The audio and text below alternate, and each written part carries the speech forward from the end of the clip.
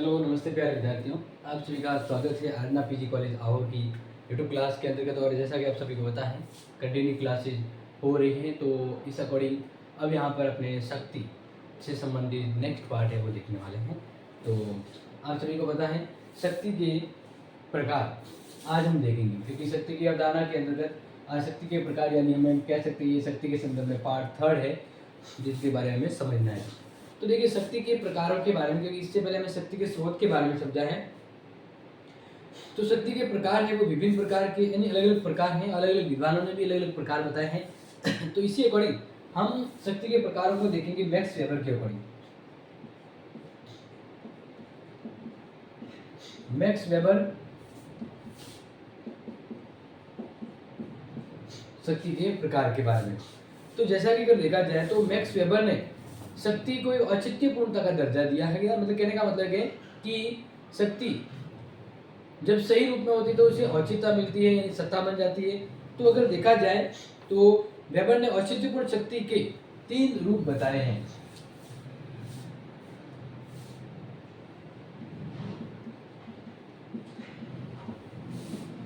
औचित्यपूर्ण शक्ति के 3 रूप बताए। कितने रूप बताए? 3 रूप बताए हैं शक्ति के, ठीक है। तो यहाँ पर इस अकॉर्डिंग कहते हैं मैक्स वेबर को अकॉर्डिंग शक्ति के प्रकार। तो यहाँ पर सबसे पहले मैक्स वेबर का जो शक्ति के रूप और प्रकार के तौर पर देखा जाए शक्ति के अंतर्गत, तो पहला है कानूनी और वैधानिक।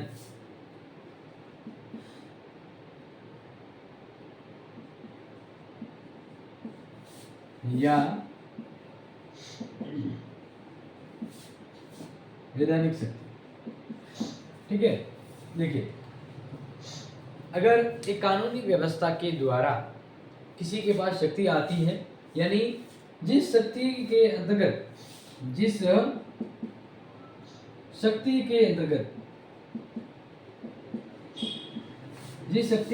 विधि स्थापित हो, जिस शक्ति के अंतर्गत विधि स्थापित हो, तो विधि यानी कानून, तो वो कानूनी या वैधानिक शक्ति कहलाती है। जैसे कि अगर मैं आपको बताऊं, तो जब अधीनस्थ लोग शक्तिवान व्यक्तियों के द्वारा निर्मित कानून निर्देशों को वैधानिकता में विश्वास करते हुए उसको मानते हैं, यानी कहने का मतलब है जब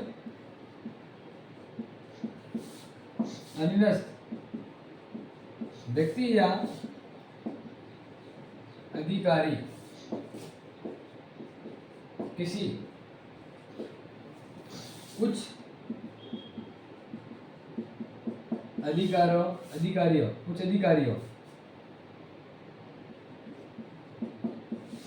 की आज्ञा या आदेशों का पालन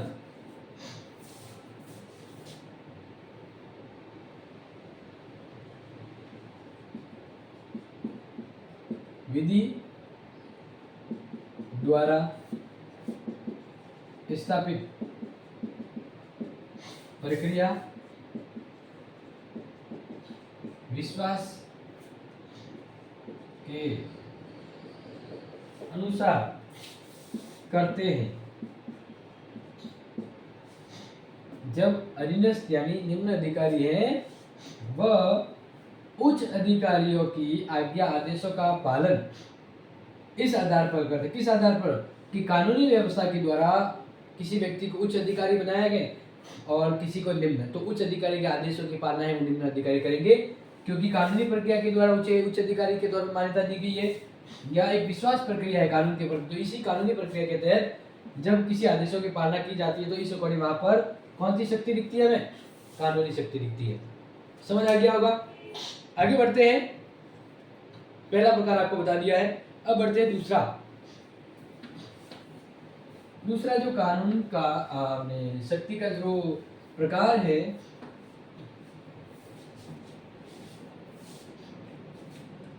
वो है परंपरागत।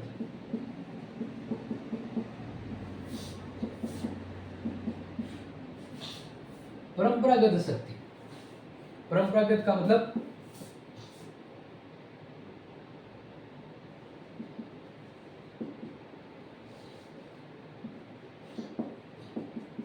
व्यक्ति या प्रजा जब राजा या उच्च अधिकारी के आदेशों की आज्ञा या आदेशों का पालन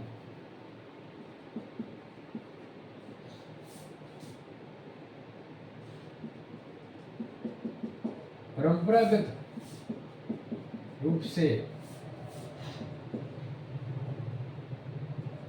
करते आए हैं।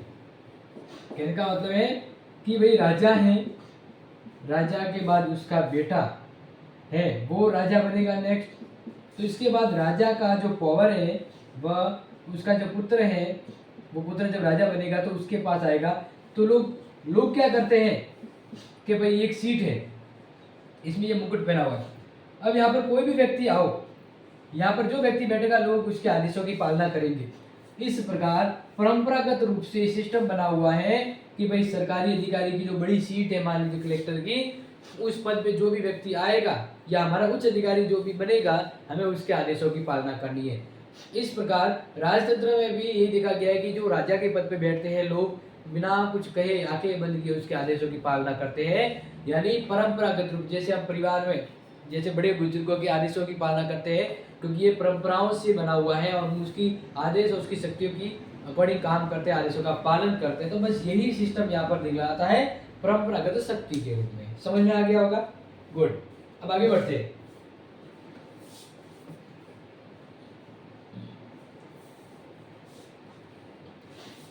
आगे जो तीसरा बताया है वो है तीसरा करिश्मई।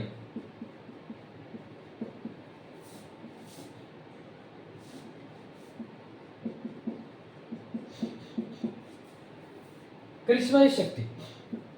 करिश्माई शक्ति का मतलब होता है कि कोई एक ऐसा व्यक्ति विशेष जिसकी बोलने की वाणी, उसकी अभिव्यक्ता, उसका नेचर इतना प्रभावशाली कि लोग उसकी बातों को सुनते हैं और उसके आदेशों की पालना करते हैं।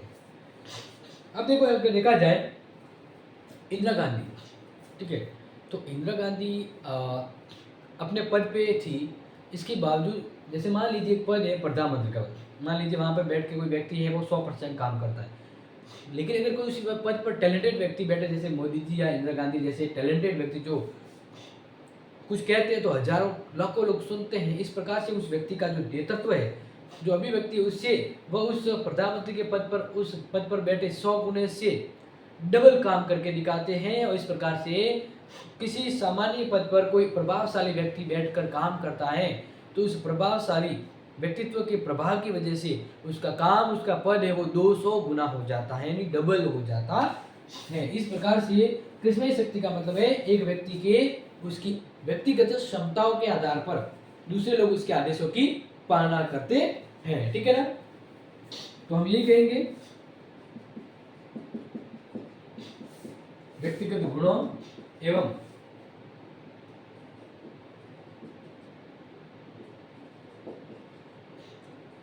व्यक्तिगत गुणों एवं प्रभावशाली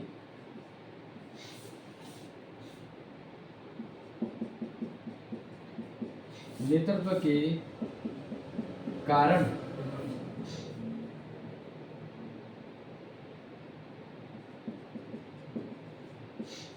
सामान्य पद पर आसीन व्यक्ति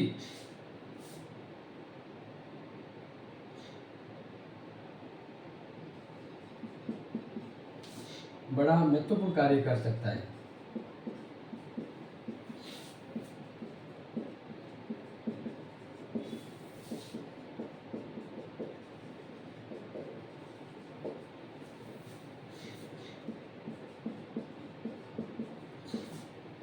कहने का मतलब है जैसे इंदिरा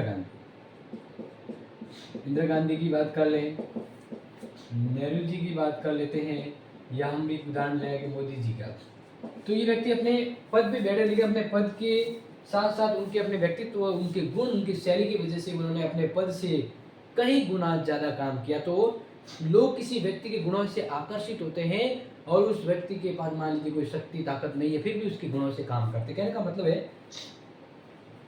कि एक नॉर्मल सा व्यक्ति अगर उसमें टैलेंट है, उसकी बोलने की क्षमता अभिव्यक्ति है, तो लोग उसके पास कुछ भी पावर नहीं, फिर भी उसकी आदेशों की पालना करेंगे, उसकी बातों को मानेंगे और उसके अकॉर्डिंग काम करेंगे। जैसे महात्मा गांधी मान लीजिए कोई राजनीतिक पावर उनके पास नहीं था, न कभी नेता वगैरह के बने थे, फिर भी मतलब एक राजनीतिक नेता नहीं बनते, फिर भी आज भी उनके आदेशों, आज भी उनकी बातों का, उनके कार्यों का प्रभाव आम जन पर पड़ता है। तो ये है एक व्यक्ति का नेचर, जिस अकॉर्डिंग वह अपने इस दम पर शक्ति से भी डबल काम कर सकता है। तो इस प्रकार से ये करिश्माई शक्ति कहलाती है। क्या कहलाती है? करिश्माई शक्ति। समझ में आ गया? तो ये मैंने आपको बताया आज मैक्स वेबर के अकॉर्डिंग शक्ति के प्रकार के बारे में। ठीक है, इसी तरह से आपके लिए और नेक्स्ट इंपॉर्टेंट क्लास लेके आएंगे जिसमें हम इसके आगे वाले इंपॉर्टेंट टॉपिक पर बात करेंगे। आज के लिए काफ़ी है, शेयर कीजिएगा। Thank you so much.